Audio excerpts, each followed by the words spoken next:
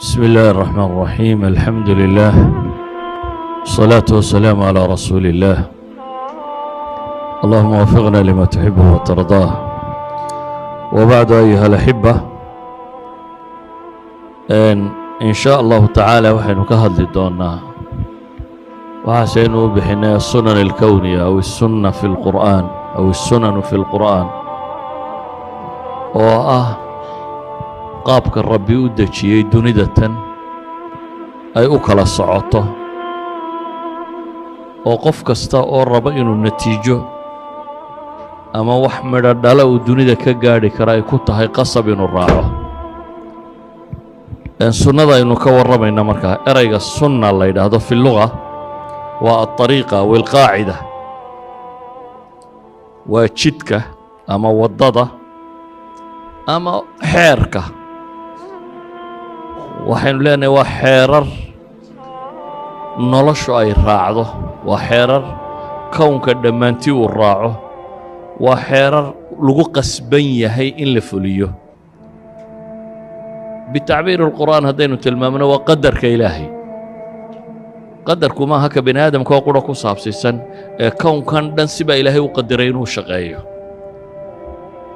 sidaas baanu u soconayaa. ilaahay qur-aanka wuxuu ku leeyay falan tajida lisunnati illaahi tabdiila walan tajida lisunnati illaahi taxwiila. ilaahay qaabkuu u dejiyey dunida tan isbeddel ka heli maysid baa ilaahay leeyay. mahmaa zamanku uu socdo, makaanku uu socdo, saas bay ku soconaysaa. hadday tahay dhismaha iyo qaabkay u dhisantay, hadday tahay qawaaniinta cilmiga ee ilaahay u dejiyey, iyo hadday tahay waxa bini aadamka ku saabsan, xadaaraduhu siday u samaysmaan, civilizationisku siday u dumaan, ummaduhu siday u dhismaan, siday u dumaan, dadku siduu u halaagsamo, siduu u badhaadho, kullaha waa qawaacid ilaahay uu inoogaga warramayo kitaabkaa kooban ee qur-aanka la yidhaahay rabbi soo dejiyey. rabbi wuxuu ugu talagalay subxaanahu wa tacaala kitaabkaa haddaynu daraasayno oo si fiican u fahamno inaynu nolosha adduun guusheeda gaadhi karno, ta aakhirana guusheeda gaadhi karno. laakiin inaad raacdo waxa ka horraysa inaad fahamto, inaad garato waxa kane siduu u shaqeeyo. ilaahay qur-aanka wuxuu ku tilmaamayaa inna kulla shayin khalaqnaahu biqadar.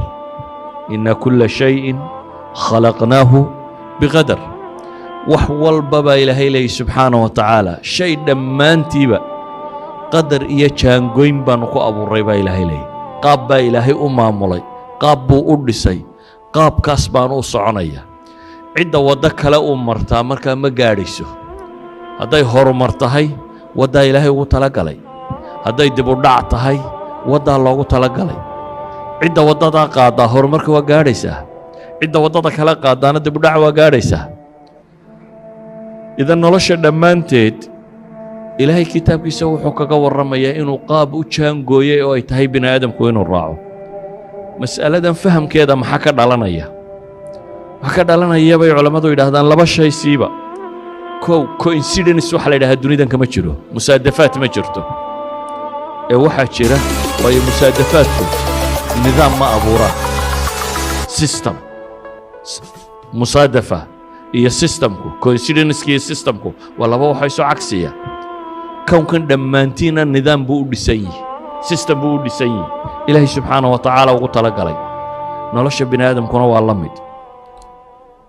idan coincidence dunidan kama jiro. coincidence af soomaali muxuu noqonayaa? isku beeganto. waxuun isku beegmay uun oo mar la arko, laakiin aan ahayn wax nidaam iyo qorshow ka dambeeyo. haddaynu eegno nidaamka ilaahay u dejiyeyna althabaat waalitiraad waashumuul ayaa ka asala bay dhahaan. sugnaanshiiyo iyo cid walba inuu nidaamkaasi xukumo, ama gaal ahaw ama muslim ama waxa doonta ahaw ama material haw, qaanuunka ilaahay u dejiyey inuu marayo, barashadiisuna inay suurtagal tahay. amhilada malaa fudud oo dadku wax ku fahmaan. maalan inta badan qawaaniinta sayniska ee dadku yaqaaneen. maalan ilaahay wuxuu dejiyey oxygen iyo hydrogen marka la isku daro inuu soo baxo maxay? biyo inay soo baxaan. haddii beri hore la isku daro iyo haddii beri dambe la isku daro iyo haddii zamanka hadda jooga la isku daro, mar kastoo aad labadaa isu geyso resultku muxuu yahay?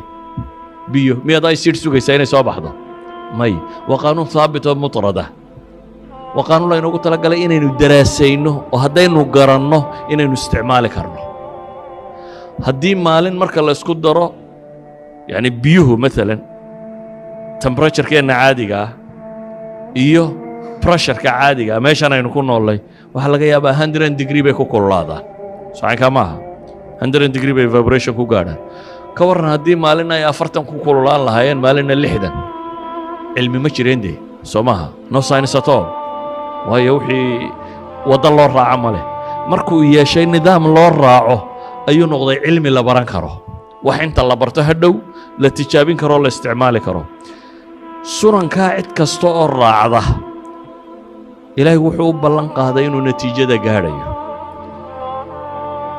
dawaahirta ama muuqaalada dunida ka kor muuqda waa laga saadaalin karaa waxay noqon karaan baa la yidhaahdaa haddaad fahamto sunnada uu raacaya qaacidada ilaahay u dejiyey ilaahayna qur-aanka wuxuu ku leeyahy walaa yadilmu rabbuka axada cidna ilaahay ma dulmiyo qaacidada guusha ciddii raacda waa guulaysanaysaa qaacidada guuldarrada ciddii raacdaana waa guuldarraysanaysaa idan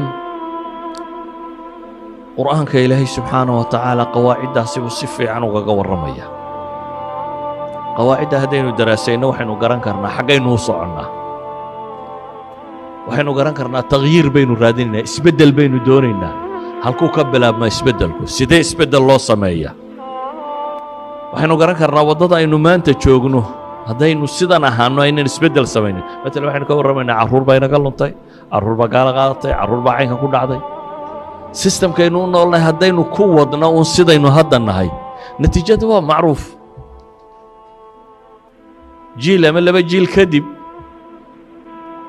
inna kuwan bay ku milmi inna drug dealers iyo xabsiyaday noqon dadkan waaweynina wuu dhammaan doonaa waa la garan karaa waa laga tanabu'i karaa waa laga warrami karaa xaggaynu u soconnaa marka haddii aynu garanno qawaacidda bini aadamka maamushaa siday tahay iyo innagu qaabka aynu u wadno haddaynu garan karno waxaan kale oo sunnadaa daraasadeeda aan ka fahmi karnaa wuxuu siduu u socdo haddaad fahamto waxbaad isbeddel samayn kartaa isbeddellada ayaad samayn kartaa haddaba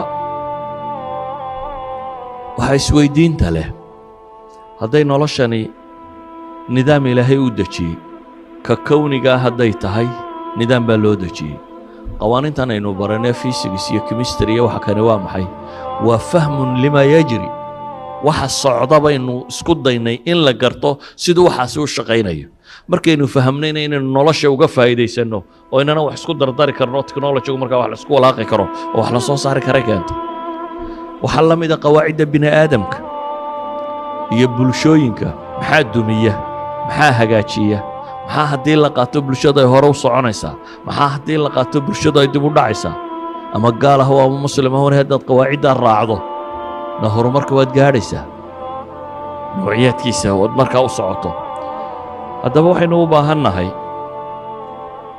daraasa waxbarasho qur-aanka ilaahay wuxuu inagu leeyahy afalam yasiiruu fi اlardi fatakuuna lahum quluubun yacqiluuna biha aw aadaanun yasmacuuna biha fainaha laa tacma alabsaar walakin tacma alquluuba alatii fi الsuduur ilahay wuxuu leeyahy dhulka miyaanay soconnin afalam yasiiruu fi lard dhulka miyaanay soconnin dabeetana qalbi wax weeleeyo caqli leh miyaanay lahayn dheg wax maqasho miyaanay lahayn indhaha lama beele eh qulubtaa la beelaa baa ilaahay leeyahy macnaheedu waa maxay waxaa layna leeyahy siiruu fi lard bini aadamka innagu gumaynan horraynay taariikh badan oo aadana baa soo martay ilaahay qur-aanka wuxuu kaga warramayaa aadamkii lagu bilaabay dadka ilaa iyo jiilal badan oo taariikhda bini aadamka kala nooco soo maray qoomkii nebi nuux leh kii nebi huud leh kii nebi saalix leh ilaahay wuxuu kaga warramayaa qur-aanka dhan oo inooga warramayo